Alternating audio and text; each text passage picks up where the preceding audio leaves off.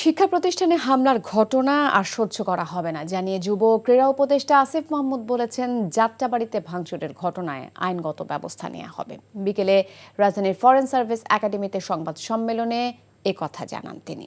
অন্তর্বর্তীকালীন সরকারের তথ্য ও সম্প্রচার উপদেষ্টা নাহিদ ইসলাম জানান, দেশে অস্থিরতা সৃষ্টির অপচেষ্টার পেছনে ষড়যন্ত্র থাকতে পারে।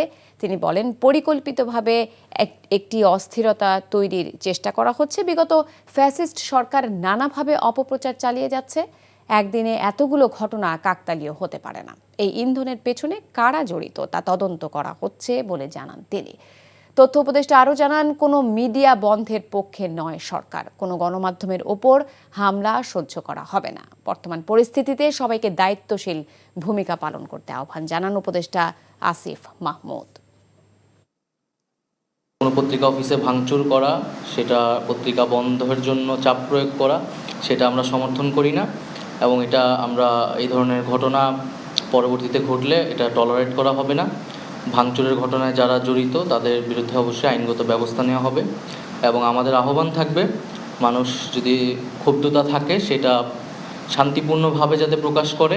ন্যাশনাল মেডিকেল কলেজ যেটা পুরান ঢাকায় অবস্থিত, সেই কলেজের বিরুদ্ধে কিন্তু সেখানে সোহরাওয়ার্দী কলেজ কীভাবে ইনভলভ হলো এবং এরপর পালাক্রমে হামলার প্রত্যুত্তরে হামলা, এই ঘটনাগুলোর মধ্যে কারা কারা জড়িত, ভাঙচুর সহ হতাহতের বিষয়গুলোতে অবশ্যই আইনগতভাবে ব্যবস্থা নেওয়ার প্রক্রিয়া চলমান আছে।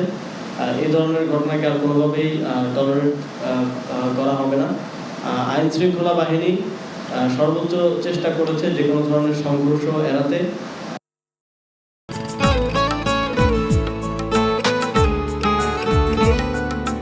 আপনার নামটা?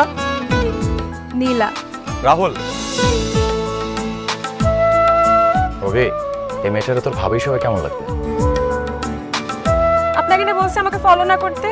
ফলো কেন করতেছিলেন? আপনাকে দেখতে ইচ্ছে করে আমার, আপনার সাথে কথা বলতে ইচ্ছে করে। আমি কি করবো ঠিক বুঝতে পারছি না। ওরে বাবা, ওই মেয়ে, অথচ তারে তুমি চিনো না? হ্যাঁ,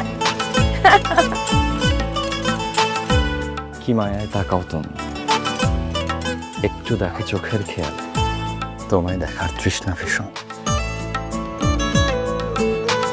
ভালোবাসায় বুঝি দেনা পাওনা থাকে? অবশ্যই থাকে, ভালোবাসা সবকিছু থাকে।